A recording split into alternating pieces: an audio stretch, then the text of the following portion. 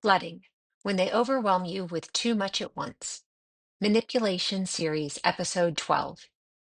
Sometimes manipulation doesn't show up as silence or withdrawal.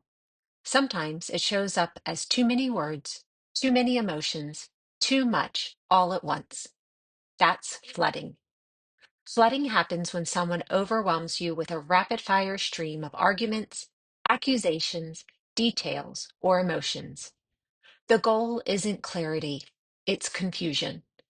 The more you're flooded, the harder it is to keep track of what's even being argued about. You're left drained, off balance, and often apologizing just to make it stop. What flooding looks like. Flooding can take many forms depending on the relationship. A partner launches into a 30-minute monologue of grievances before you can even respond to one.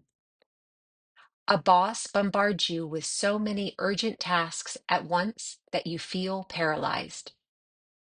A parent piles on reminders of everything you've ever done wrong, past, present, and imagined, until you feel buried.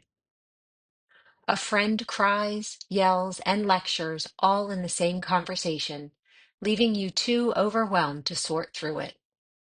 The pattern is always the same: too much, too fast, too overwhelming.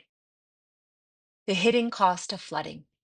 Flooding doesn't just confuse you in the moment, it leaves lasting effects. Exhaustion. You feel drained, as though you've run an emotional marathon. Disorientation. You can't even remember what started the conversation. Guilt or capitulation. You give in just to end the chaos. Loss of voice. You stop trying to explain yourself because you know you'll be drowned out.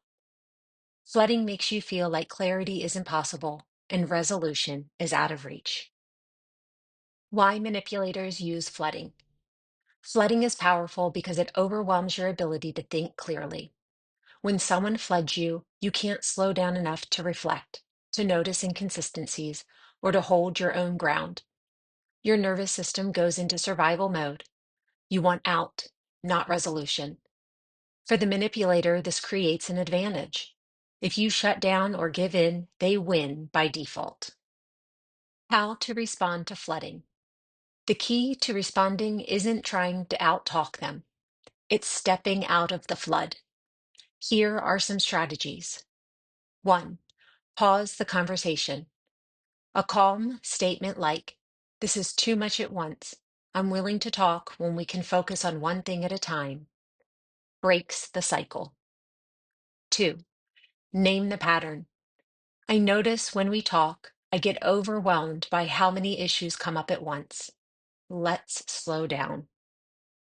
3. Hold your boundary. If they keep flooding, you can say, "I'm not continuing this conversation right now. Let's revisit it later." 4. Ground yourself afterwards.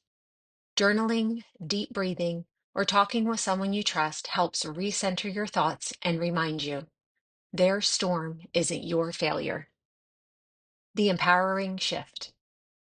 Flooding can make you feel like you're drowning in someone else's chaos, but you don't have to tread water forever. You can step back, you can pause, you can insist on clarity over confusion. Because the truth is, conversations should bring understanding, not overwhelm.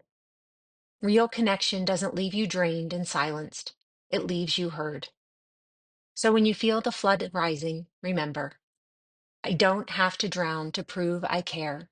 I can step out, breathe, and return only when the waters are calm. In the next episode of the Manipulation series, we'll explore minimizing, when they downplay your pain, how manipulators dismiss your feelings with phrases like, "You're overreacting," or "It wasn't that bad." If this reflection brought you a moment of peace or insight, please consider liking the video and subscribing to Purely Voiced. Your support helps this space grow and reach more hearts that need it.